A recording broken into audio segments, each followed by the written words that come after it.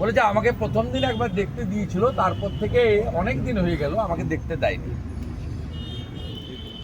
আমি আজকে চেষ্টা করব ওকে পাঠানোর, যদি ওর মিসেসের সঙ্গে দেখা করতে যায়। আমরা সেদিনও স্বাস্থ্য ভবনে বলেছি যে আমরা স্ট্রং এবং অ্যাকচুয়াল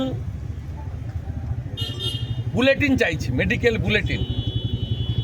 পিজি হসপিটালের সুপারে সই করা বা ডেপুটি সুপারের সই করা, আমরা একটা রিপোর্টিং চাইছি যে এই তিনজন আমাদের দিদি মা বোন কেমন আছে জানতে পারছি না। এটা আমরা গভর্নর সাহেবকে বলেছি। আর গভর্নর সাহেবকে আমি বলেছি যে আপনাকে তো ওরা 167-এ, যেটা আপনার কনস্টিটিউশনাল রাইট আছে, এই একমাত্র পশ্চিমবঙ্গ সরকার আপনাকে রিপোর্ট পাঠায় না। এটা নিয়ে খুব বড় জিনিস হবে, এটা ভায়োলেশন অফ দি কনস্টিটিউশন, এবং এটা প্রয়োজন হলে সুপ্রিম কোর্টের হস্তক্ষেপও চাওয়া যেতে পারে। তার ব্যবস্থা হচ্ছে, এলওপি ইজ ওয়ার্কিং। এবং আমরা অনারেবল গভর্নর সাহেবকে বলেছি যে 167-এ আপনি রিপোর্ট চান। অনারেবল চিফ জাস্টিস চেয়েছেন পাবলিক ইন্টারেস্ট লিটিগেশন, সেটা তার প্রিরোগেটিভ, তার অধিকার, ওটা নিয়ে আমাদের কোনো বক্তব্য নেই। কিন্তু গভর্নরেরও অধিকার দিয়েছে সংবিধান, 167-এর আন্ডারে তিনিও রিপোর্টিং চাইতে পারেন যে আরএল কোম্পানির সঙ্গে কি চিটাগুড়ের ব্যবসা মমতা ব্যানার্জির হয়েছিল, যে কোম্পানিকে মধ্যপ্রদেশের ইন্দোরে এফআইআর করা হয়েছিল মুকুল ঘোষের নামে।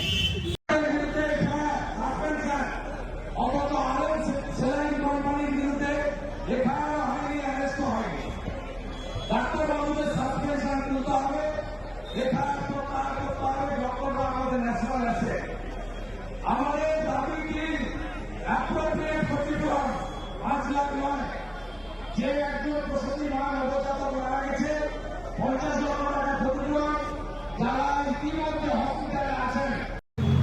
আমরা এই 12 জন ডাক্তারে মাননীয় বিরোধী দলনেতা শ্রী শুভেন্দু অধিকারী আগেই 4 দিন আগেই প্রেস কনফারেন্সে বলে দিয়েছেন যে ভারতীয় জনতা পার্টি এবং বিরোধী দলনেতা এই 12 জন ডাক্তার কেন যে কোনো নিগৃহীত ডাক্তারের পাশে আছে, ছিল এবং থাকবে। তাদের যে কোনো সাহায্য দরকার আমাদের বিরোধী দলনেতা তাদের জন্য রেডি আছে।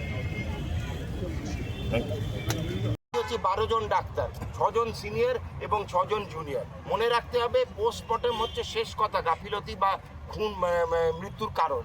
সেখানে পরিষ্কার লেখা আছে সেপ্টিসিমিয়া। ডক্টর তন্ময় মুখার্জি আমাদের আহ্বায়ক, তিনিও বার করেছেন এটা, যে সেখানে কারণ হচ্ছে মৃত্যুর কারণ সেপ্টিসিমিয়া। সেখানে কোথাও মৃত্যুর কারণে ডাক্তারের চিকিৎসার গাফিলতি লেখা নেই। তো হঠাৎ কীভাবে মাননীয় মুখ্যমন্ত্রী তার সিআইডি, তারই দলদাস তৃণমূল দলের বার করে ফেললেন যে 12 জন চিকিৎসকের গাফিলতি। আমরা মাননীয় গভর্নরের কাছে রিকোয়েস্ট করেছি, আর্জি জানিয়েছি, অবিলম্বে এই বেআইনি বরখাস্ত পত্র